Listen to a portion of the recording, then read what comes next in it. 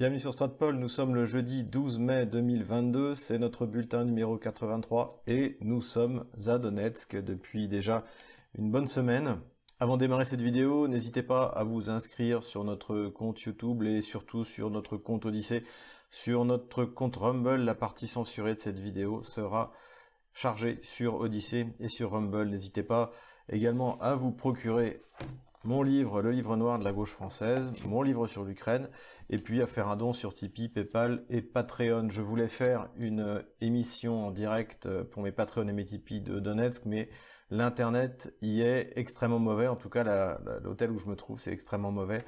Donc ça va déjà me prendre énormément de temps de charger cette vidéo sur YouTube, Odyssée et Rumble. Voilà, pardonnez-moi, mais aussitôt que je serai rentré en Russie, je ferai une conférence spéciale pour mes abonnés. Voilà, donc je suis à Donetsk, j'ai appris beaucoup de choses, j'ai rencontré beaucoup de gens, c'est très intéressant. Je suis allé, pour ceux qui me suivent sur Twitter ou VK ou Telegram, eh bien, je suis allé hier à Gorlovka, je repars demain en mission. Alors je ne vous dirai pas où je vais, parce que, eh bien, j'ai pas le droit de le dire. Mais donc notre visite et notre mission humanitaire continue. Encore une fois, vous pouvez aller voir sur VK ou sur Twitter pour voir ce qu'on fait, sur le site de l'association Ouest-Est. Pour l'instant, tout se passe très bien. Avant de parler de cette mission, je vais faire quelques considérations générales. Et tout d'abord, eh bien, le gamelin du jour. Eh bien, le gamelin du jour, c'est de nouveau le général Clermont, donc notre aviateur préféré, qui, après avoir déclaré que Vladimir Poutine bombardait Mariupol de rage, parce qu'il ne pouvait pas bombarder Bruxelles, il a déclaré que les 11 000 soldats et les chars qui ont défilé sur la place rouge, eh bien en fait étaient des unités de parade, même si d'ailleurs il y avait une unité parachutiste qui revenait du Donbass et que ça ne représentait pas la puissance de l'armée russe. Donc pour sortir un truc pareil, eh bien ça mérite bien un bon gamelin. Je pense qu'à la fin de ces opérations spéciales, de cette guerre de l'OTAN contre la Russie, eh bien on pourra faire un gamelin d'or. Et que ce soit le général Yakovlev et le général Clermont, eh bien ils sont particulièrement bien placés. Plus sérieusement, quelques mots sur les sanctions. Selon Bloomberg, une vingtaine de compagnies européennes eh bien, ont déjà ouvert leur compte en rouble chez Gazprombank pour pouvoir acheter du gaz. Donc d'un côté, comme je l'avais dit la dernière fois, vous avez les États qui disent qu'ils ne veulent pas le faire, mais finalement, les compagnies qui les approvisionnent le font. Dans la série Le ridicule ne tue pas, on a eu cette rencontre au sommet entre Kamala Harris et le Premier ministre bulgare et qui a annoncé qu'ils avaient obtenu du gaz liquéfié, du gaz de schiste américain liquéfié, encore moins cher que le gaz russe. Alors la seule question qui se pose, c'est par où ce gaz va-t-il donc arriver, puisqu'il n'y a pas de terminal LNG en Bulgarie et que je doute que la Turquie laisse passer par le détroit du Bosphore, un énorme méthanier qui pourrait mettre en danger la sécurité du passage. Pour l'instant, le seul port de liquéfaction qui est en construction, c'est la Grèce, donc ça veut dire que le gaz serait livré, on ne sait pas où, en Europe, et qui par un changement, par un truchement, finalement ce sera du gaz russe, hein, parce qu'en plus il faut rappeler que la Bulgarie a la chance d'être sur le chemin du Turkish Stream, qui lui va continuer à fonctionner quoi qu'il arrive, et donc aura du gaz russe. Alors peut-être remplacé, comme les Ukrainiens faisaient semblant d'acheter du gaz slovaque, qui en fait était du gaz russe qui était déjà chez eux, comme les Polonais font semblant de ne plus acheter du gaz russe et l'achètent à la France et à l'Italie ou à l'Allemagne. Voilà, en tout cas tout ça, ça permet à certaines compagnies bien de se prendre quelques commissions, et comme ça tout le monde est content. En revanche, fini de rire pour la Pologne, puisque la Russie a mis des sanctions contre la Pologne, donc plutôt des contre-sanctions, qui font que désormais, eh bien, Gazprom ne peut plus livrer du gaz par le gazoduc Yamal Europa. Hein. Rappelons qu'il y a pour l'instant 4 gazoducs qui permettent de livrer du gaz en Europe. Il y a le Turkish Stream, il y a le gazoduc qui passe par l'Ukraine et qui fonctionne toujours bien. D'ailleurs, l'Ukraine qui veut nous pousser à abandonner le gaz russe, eh bien, continue toujours à toucher ses dividendes de la part de Gazprom. Il y a le Yamal Europa qui passe par la Biélorussie, la Pologne et qui arrive en Allemagne, et il y a Nord Stream 1. Et potentiellement, si ça continue comme ça, eh bien il y aura Nord Stream 2. Peut-être que les Russes iront jusque-là, c'est-à-dire à tordre le bras de l'Allemagne pour qu'elle rouvre Nord Stream 2. Et on voit pas en fait, en réalité, comment est-ce qu'elle pourrait dire non. Parce que, encore une fois, et ça, petit à petit, les Occidentaux, surtout les Européens s'en rendent compte, ils sont bien plus dépendants de ce que produit la Russie, de ce que elle-même vente à la Russie. Une nouvelle assez grave, si elle s'avère réelle, circule sur l'Ukraine, eh bien, c'est que Zelensky, pour payer les milliards de dollars de livraison d'armement qu'on lui a promis et qu'on a commencé à lui livrer, serait sur le point de reproduire en fait un Holodomor 2.0, c'est-à-dire une grande famille, puisque les stocks de grains ukrainiens sont évacués vers l'Europe pour pallier le futur déficit de denrées alimentaires. Tout le monde parle désormais de cette future crise alimentaire qui va frapper le monde entier. Et donc, en fait, Zelensky reproduit ce qu'avait fait Staline, c'est-à-dire que Staline avait saisi les récoltes pour les vendre à l'étranger pour faire de l'industrialisation lourde en URSS. Eh bien, Zelensky fait pareil, sauf que là, ce n'est même pas un investissement productif. Il risque d'affamer une partie de sa population uniquement pour acheter des armes qui, de toute manière, jusqu'à aujourd'hui, ne lui permettent pas de renverser la puissance de l'armée russe. Sujet à suivre donc, d'autant plus que cela, évidemment, a provoqué une insatisfaction, voire une colère, dans une partie de la population ukrainienne. Donc si ça s'avère vrai, c'est extrêmement grave. Nous avons parlé en introduction de la parade du 9 mai, donc qui s'est déroulée comme prévu, et je dirais comme d'habitude. C'était ni plus grand ni plus petit qu'avant. Visiblement, en tout cas, l'armée russe qui a été détruite sur BFM TV est toujours capable de défiler de manière massive. Malheureusement, le temps n'a pas permis le survol de l'aviation russe. Alors ceux qui, comme moi, vivent à Moscou, eh bien, on a pu l'observer lors des 2-3 répétitions qui ont eu lieu. Voilà, là aussi, je vous le confirme, la Russie a toujours des avions et tout va très bien de ce côté-là. Comme je l'ai dit, la troupe qui a le plus attiré l'attention, évidemment, c'était les parachutistes qui revenaient d'avoir combattu dans le Donbass et qui vont d'ailleurs bientôt y retourner. Et d'ailleurs, il y a toute une réflexion qui se pose aujourd'hui vis-à-vis de ces troupes. C'est que les troupes aéroportées russes sont trop légères, trop légèrement blindées. Alors même si, contrairement aux parachutistes français, les Russes parachutent des blindés, c'est des choses comme les BMD, eh bien, il s'avère que ces blindages sont trop légers pour des missions d'infanterie motorisée ou encore plus, bien sûr, d'infanterie mécanisée. Donc l'état-major russe est en train de réfléchir à une adaptation de l'emploi de l'armée parachutiste. Les parachutistes sont regroupés en une armée, pas seulement dans une division, une brigade, comme c'est le cas en France ou ailleurs, mais c'est une armée en soi. Donc besoin d'alourdir en quelque sorte cette division. Revenons maintenant sur un autre retour d'expérience, et bien celui qui est le mien depuis que je suis arrivé dans le Donbass. Alors j'ai divisé un peu cette expérience dans différents thèmes. Le premier thème, eh bien, c'est que j'ai pu discuter avec de nombreux reporters de guerre, avec des militaires, avec le maire adjoint de la ville de Gorlovka, comme vous avez pu le voir. Et ça m'a apporté énormément d'informations et une meilleure compréhension sur ce qui se passe. Tout d'abord, les combattants soit de la DNR ou de l'armée russe ne considèrent pas que les Azovtsés sont de bons combattants eux-mêmes. Et d'ailleurs, ils se trouvent le plus souvent face à l'infanterie de marine, ça a été le cas à Azovmash, et ils considèrent aussi que si jamais les Azovtsés se cachent dans Azovstal, eh bien c'est parce qu'ils ont peur d'aller combattre et qu'ils sont de mauvais combattants. Et ça s'explique notamment par le fait que ces Azovtsés qui vivaient dans Mariupol depuis 8 ans, en fait ne combattaient pas. Soit ils faisaient des défilés au flambeau, soit ils faisaient une espèce de Gestapo pour terroriser la population locale, ce qu'ils ont fait encore une fois pendant 8 ans. Mais en fait, ils ont moins d'expérience au combat que le reste de l'armée ukrainienne, qui d'ailleurs elle aussi a une expérience au combat assez limitée puisque c'était du combat de position et que l'armée ukrainienne a très peu manœuvré, il y a eu très peu de grandes manœuvres, alors que la Russie chaque année, nous l'avons déjà dit, fait des manœuvres avec des centaines de milliers de soldats et des milliers, voire des dizaines de milliers de tanks, d'avions, de bateaux, etc., etc. Donc ça c'était une première considération qui m'a paru intéressante.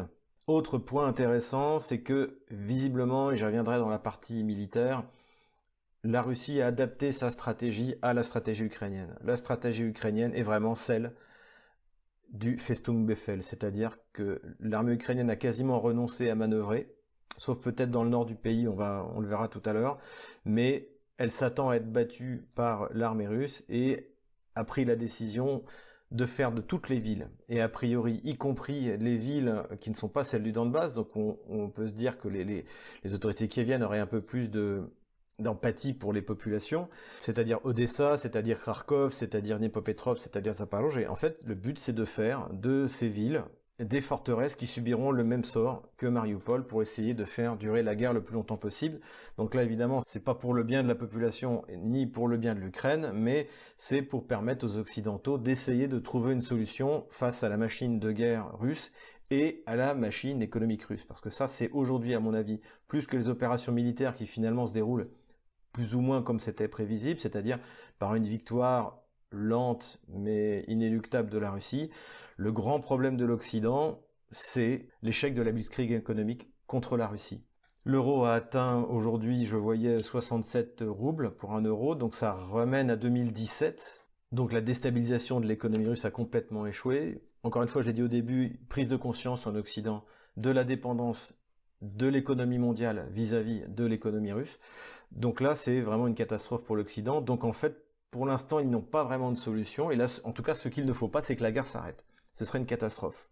Le risque pour Kiev, c'est qu'après avoir perdu la Crimée et les deux républiques de Donetsk et de Lugansk, après avoir désormais, depuis les nouveaux buts de guerre russes le 22 avril, perdu la totalité de la nouvelle Russie, eh bien Kiev pourrait perdre, comme nous l'avions annoncé dès le début, la région de Tcherkassy, la région de Poltava, pourquoi pas la région de Tchernigov, puisque toutes les villes qui sont libérées ou prises par les Russes selon de la perspective d'où on se place, vont rester en Russie, ne reviendront jamais en Ukraine.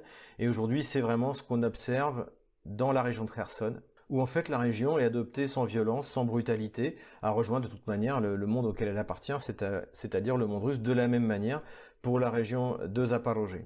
Et ça aussi, c'est un témoignage intéressant puisque j'ai pu discuter avec un reporter de guerre serbe, donc qui a pas mal de bouteilles. Il y a une ambiance assez étonnante dans cet hôtel. Il y a des têtes brûlées de journalistes, de reporters de guerre, des anciens militaires. Et donc c'est un peu une ambiance à la Kusturica, le cinéaste, hein, pour ceux qui connaissent. Et c'est surtout, c'est très intéressant. L'échange est très intéressant. Et donc ce grand reporter serbe, lui revenait de Melitopol, hein, donc dans la région sud de Zaporozhye, une des villes qui s'est rendue sans combattre, et est revenu à Donetsk en voiture. Et la réflexion qu'il a fait, c'est qu'en parcourant les centaines de kilomètres qui séparent Melitopol et Donetsk, eh bien, il s'est rendu compte de l'immense territoire dont la Russie s'est emparée sans combattre. Et ça, c'est quelque chose d'extrêmement important, encore une fois. Il n'y a eu de résistance que là où il y avait des unités de représailles qui fonctionnent comme des espèces de bataillons d'arrêt, comme des espèces de bataillons de Gestapo, et c'est pour ça d'ailleurs que Zelensky essaie de récupérer ces fanatiques qui pourrait permettre de faire durer la guerre plus que la population ukrainienne elle-même, bien sûr, ne le désire. Autre chose qui m'a frappé, c'est la détermination de la population du Donbass. Que vous parliez avec les militaires, que vous parliez avec les autorités civiles, ou que vous parliez avec les personnes que vous rencontrez dans la rue, ils sont déterminés. Ils sont extrêmement optimistes. Pour eux, la victoire est inéluctable. Ils sont conscients que le front avance doucement, mais en même temps, la situation qu'ils décrivent, pour ceux qui la connaissent, c'est que l'armée ukrainienne ne peut pas tenir face à la puissance de feu russe. Donc il y a un grand optimiste et les difficultés temporaires eh bien, sont parfaitement acceptées. Difficultés temporaires, il y en a une, eh bien c'est l'eau. Puisque comme les forces kieviennes bombardent les stations de pompage, les stations de filtrage de l'eau, à Donetsk par exemple, eh bien on a de l'eau une fois par jour et pas très longtemps. Et c'est une situation que l'on retrouve à peu près dans tout le Donbass. Et c'est pour ça que notamment pour ceux qui suivent notre mission humanitaire, eh bien nous avons livré à Gorlovka un immense réservoir d'eau d'une tonne pour permettre de tenir en cas de coupure prolongée de l'eau. Cela dit, comme on l'a vu au Crimée, les Russes ne restent pas les bras croisés et sont en train de travailler, de construire pour pallier ce problème. Également intéressant, c'est que Kiev, se rendant compte de la perte de la région de Kherson, avait coupé l'Internet. Et en 24 heures, les Russes ont mis en place leur propre Internet. Donc désormais, dans toutes les régions libérées, eh bien c'est l'Internet russe, ce sont les médias russes. Et ça va changer fondamentalement parce que les Ukrainiens croient de moins en moins à ce que leur racontent les médias kieviens. Si vous êtes sur Odyssée ou sur Rumble, ne bougez pas, le spectacle continue. Si vous êtes sur YouTube, pour la partie militaire qui risque d'être censurée, je vous donne rendez-vous sur ces deux plateformes, donc sur Odyssée et sur Rumble. Venons-en maintenant à la situation militaire avec notre carte.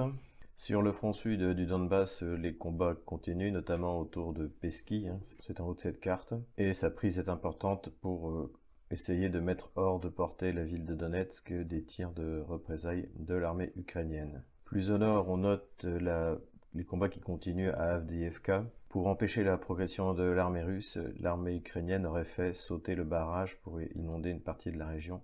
Pour l'instant, ce n'a pas été confirmé. La ville de New York, et oui, il y a une ville de New York dans le Donbass, s'est attaquée à la fois par Gorlovka et à la fois par le sud à Novoselyovka. Nous étions hier à Gorlovka et effectivement, l'armée ukrainienne continue à tirer des roquettes de représailles dans le centre-ville de Gorlovka. Hier, ils ont visé et détruit une partie d'un centre commercial qui, heureusement, était désert puisque l'administration locale, comme dans le reste du Donbass, a interdit les grands rassemblements, y compris au moment des fêtes du 9 mai et du 11 mai, pour éviter que cela serve de cible pour les tirs de représailles et de vengeance ukrainiens. C'est au nord du front du Donbass que la progression est la plus nette, puisque après la ville de Popasna, eh bien, désormais, l'armée russe et l'armée des républiques populaires se dirigent vers Artyomovsk, alors qu'il avait été rebaptisé Bakhmout par les Ukrainiens, d'une part, et également vers le nord. Popasna est un tremplin, sa prise est aussi importante que le fut début mars Izium et Volnovakha. Donc à partir de ce tremplin, eh bien, ils peuvent aller vers Artyomovsk et remonter également vers le nord pour refermer le chaudron sur Severodonetsk et Lysychansk. Et du côté de Severodonetsk, on voit également l'armée russe progresser significativement et refermer ces deux villes dans un nouveau chaudron que les Ukrainiens vont essayer de transformer en un nouveau Mariupol. Comme on le voit ici, après avoir perdu Nijnie, l'armée ukrainienne s'est repliée sur Toshkovska et Loskoutovska. Donc c'est là qu'auront lieu les prochains combats pour, encore une fois, fermer la poche de Lysychansk et de Severodonetsk. En même temps que l'armée russe ferme le chaudron de Lysychansk-Severodonetsk, eh bien elle progresse également à l'intérieur de la périphérie de Severodonetsk. Plus à l'ouest du front, dans la ville de Liman, Krasnaï Liman, dont je vous ai recommandé de retenir le nom, eh bien les Russes sont en train de nettoyer les bois au sud de cette ville qui devrait tomber prochainement. Cette manœuvre devrait permettre à l'armée russe de mettre les zones fortifiées de Slaviansk à la portée de son artillerie. Au sud d'Izium, les combats continuent sans avancée notoire du côté des Russes. Dans la région d'Odessa, les Ukrainiens ont essayé, il y a 6 jours, de s'emparer de la fameuse île du Serpent. Ça avait été une des principales fausses nouvelles ukrainienne puisqu'ils avaient annoncé l'héroïque résistance de l'armée ukrainienne sur ce petit bout d'île, alors qu'en fait les troupes ukrainiennes s'étaient rendues quasiment immédiatement, il avait été d'ailleurs très bien traité. Donc là les Ukrainiens ont organisé une grosse opération avec une grosse concentration de moyens alors qu'ils n'en ont plus beaucoup pour essayer de reprendre cette île. Et cette opération, malgré des déclarations triomphantes de Kiev, a complètement échoué et a coûté extrêmement cher. On voit là ce qui est annoncé par le ministère de la Défense russe, Sukhoi 24, c'est donc des chasseurs bombardiers, un Sukhoi 27 hélicoptères et surtout 8 et a priori même 9 Bayraktar, donc ces drones turcs, qui ont montré largement leurs limites, et d'ailleurs les Turcs sont furieux. Des bruits courts qu'en fait ils refuseraient désormais d'en vendre à l'Ukraine, expliquant que les Ukrainiens ne savent pas les utiliser, et que du coup cela leur fait une mauvaise publicité. Et c'est vrai que la multiplication de photographies ou de films de morceaux de Bayraktar traînant sur le sol est une extrêmement mauvaise publicité de ce drone qui avait fait ses preuves face à l'armée arménienne du Nagorno-Karabakh, mais qui est impuissante face à la DCA russe. Selon certaines informations, mais non confirmées, 2 officiers supérieurs anglais auraient trouvé la mort dans cette opération. À l'heure où je tourne cette vidéo, les Ukrainiens ont pour l'instant renoncé à s'emparer de cette île. Sur le front de Nikolaïev, seuls des échanges et des duels d'artillerie ont lieu. Le front au nord, dans la région de Kharkov et au sud de la région de Kharkov, est intéressant puisque c'est le seul endroit où les Ukrainiens essaient vraiment de faire quelque chose, et à part bien sûr l'île du Serpent, et d'essayer de manœuvrer. Donc là, on voit une tentative d'offensive des Ukrainiens dans la région de Tchepel, et qui vise en fait à essayer de reprendre Izium et de permettre dans la région de Oskol de débloquer 1 millier de soldats ukrainiens qui sont complètement encerclés et qui sont en train de se faire détruire et qui devraient à terme être obligés de se rendre à l'armée russe. Donc ce serait une nouvelle grosse reddition ukrainienne. Mais pour l'instant, cette offensive ne donne pas grand-chose. Mais donc affaire à suivre. Au nord de Kharkov, les Ukrainiens essaient également de repousser l'armée russe qui s'est retranchée derrière la rivière Severodonetsk, qui est un point d'appui naturel extrêmement difficile à traverser. L'armée ukrainienne essaie également d'approcher de la frontière russe pour mettre le territoire russe à portée de son artillerie. Ça rappelle un peu ce que les Ukrainiens avaient essayé de faire autour de Nikolaïev il y a un mois et demi, en lançant des contre-offensives, mais qui finalement étaient limitées à la portée de leur artillerie. D'ailleurs, on voit la zone qui a été reprise en fait correspond à peu près à une zone de 30 km autour de la frontière nord de Kharkov. Les Russes, bien sûr, de leur côté, essaient aussi d'attirer les Ukrainiens en dehors de leur retranchement pour pouvoir les détruire en race campagne plutôt que de devoir aller les chercher soit dans les blocos, soit dans les zones urbaines pour éviter de reproduire un Mariupol. Donc on voit bien la tactique ukrainienne, hein, c'est d'essayer de taper vers le nord pour remettre le territoire russe sous ses canons et vers l'est pour essayer de couper l'approvisionnement des troupes russes qui donnent l'assaut sur l'armée du Donbass. Il n'y a pas de progression significative du côté ukrainien. Et évidemment, pour les Russes, Kharkov n'est pas une priorité pour l'instant. Le Schwerpunkt, le point d'effort principal, est l'armée du Donbass. À suivre donc également cette zone pour voir si l'armée ukrainienne réussit enfin à faire une offensive coordonnée et à obtenir un résultat opératif. Quelques mots sur Mariupol. Donc, selon les autorités russes, tous les civils ont été évacués. Donc, désormais, les Russes ont les mains libres pour faire sortir par la force ce qui reste de l'unité ukro-nazie Azov. Et alors, on assiste à un spectacle assez incroyable, c'est-à-dire que Kiev essaie par tous les moyens d'obtenir que ses troupes, et notamment les blessés, soient évacués d'Azov sans avoir à se rendre à l'armée russe, ce qui est complètement délirant. Et pour ça, on a même eu droit à un spectacle incroyable, c'est-à-dire que deux épouses ou prétendues épouses d'ukro-nazis enfermés dans Azovstal, eh bien, se sont adressées au pape François pour lui demander son soutien pour évacuer leur mari. Alors évidemment, tout ça a été filmé discrètement à côté pour être publié sur les réseaux sociaux. D'ailleurs, on voit dans la vidéo que le pape François ne comprend même pas de quoi ces femmes parlent. À côté de ça, les messages de désespoir et de supplication des soi-disant héros d'Azovstal, eh bien, inonde également les réseaux sociaux ukrainiens, le canal Telegram de Biletsky.